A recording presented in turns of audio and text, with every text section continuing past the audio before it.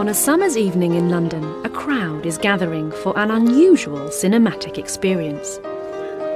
This is the Kennington Bioscope, a unique monthly event that takes place in the historic Old Lambeth Workhouse, where Charlie Chaplin lived and worked before he went on to become cinema's first international superstar. It is now the location of the Cinema Museum. The Bioscope gives its audience the chance to travel back to a time before multiplex cinemas, IMAX, 3D and ear-splitting surround sound, to experience long-forgotten silent films shown with live piano accompaniment, just as they would have been enjoyed 100 years ago. John Sweeney is a world-renowned silent film accompanist, co-founder of the event, and expert on the silent film era. Well, the characteristic of silent film is that there is no real sound on the picture. You might have a soundtrack put on it at some point, either at the time or later, but there is no real sound. You don't have the sound of talking, you don't have the sound of dogs barking or doors closing or cars revving up or anything like that. Of course, calling it silent film is a misnomer. Right from the beginning of cinema in 1895, people used music to fill the gaps left by not having real sound. By the 20s, quite often productions would have a score which was written. If it was a particularly big budget sort of production number, they would have commissioned a score, which they would possibly expect to be played everywhere, but whether it was, I don't know. Other times the musical director of the production company would produce what's known as cue sheets, which is a list of popular tunes or tunes from big books of music for silent film. And they would say, play for this scene, play this number, for this scene, play another piece, and so on and so on. There are some people who think you should watch silent film in silence to get the pure cinematic experience, which is all very well, except the vast majority of silent films, in my opinion, don't work in silence.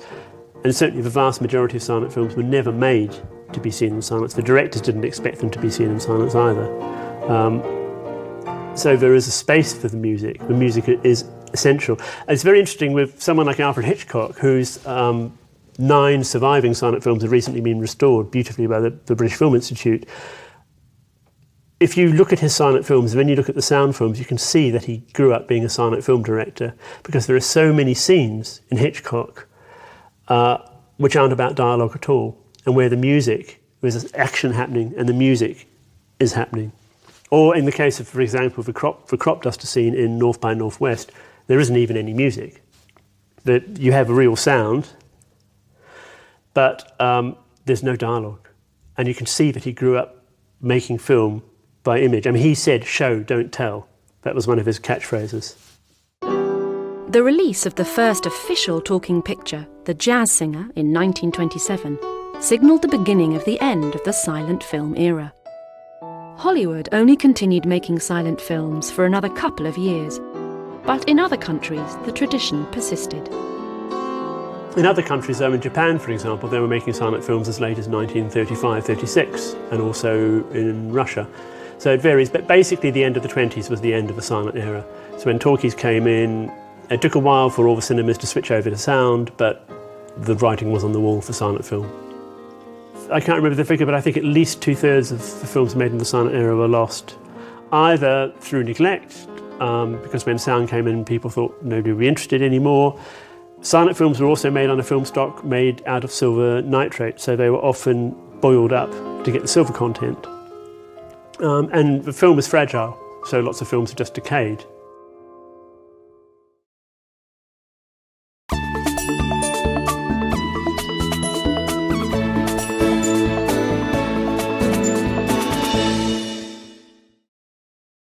People always say that silent film music kind of goes, or,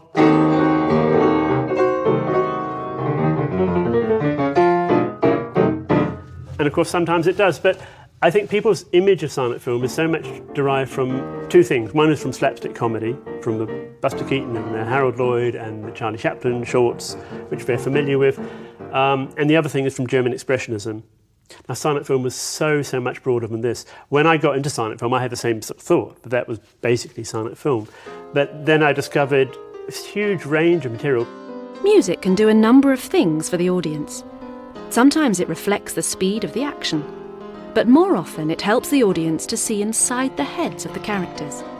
It allows them to understand what a character is feeling. Music can shape our emotional response to the scene and character. The most simple way of putting it is major is a major key is a happy key. That's a happy key, and a minor is a sad key. But of course, that's simplifying to a ridiculous extent. You can have very, very sad music, which is in a major key. You can have very wistful music in a major key.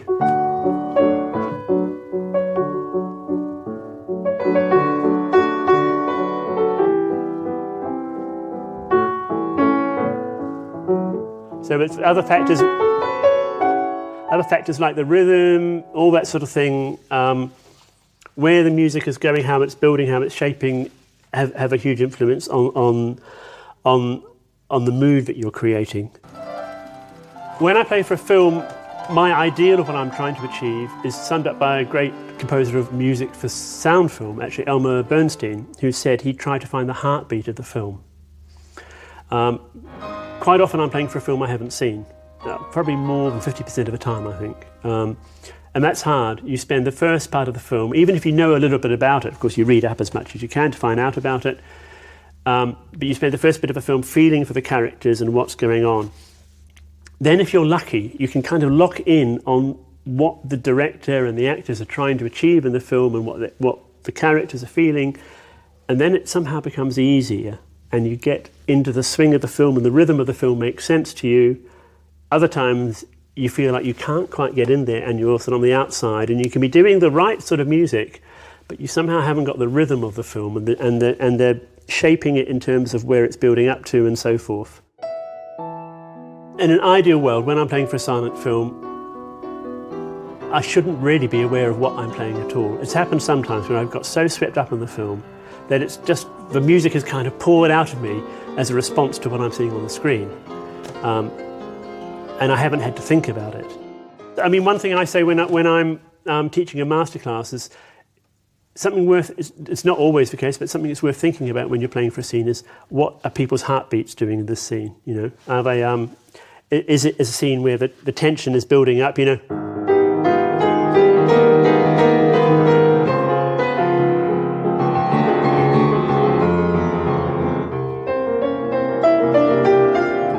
Or are they, you know?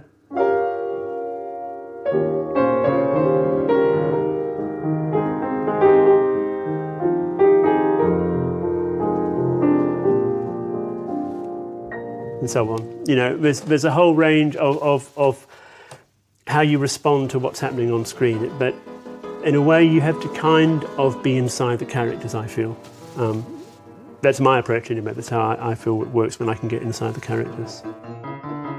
Most people assume that the audiences at silent film screenings today will be filled with older people and film buffs.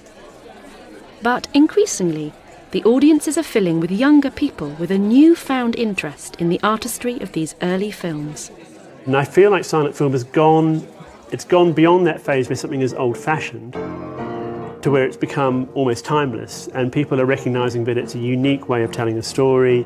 It's also a unique picture into the past.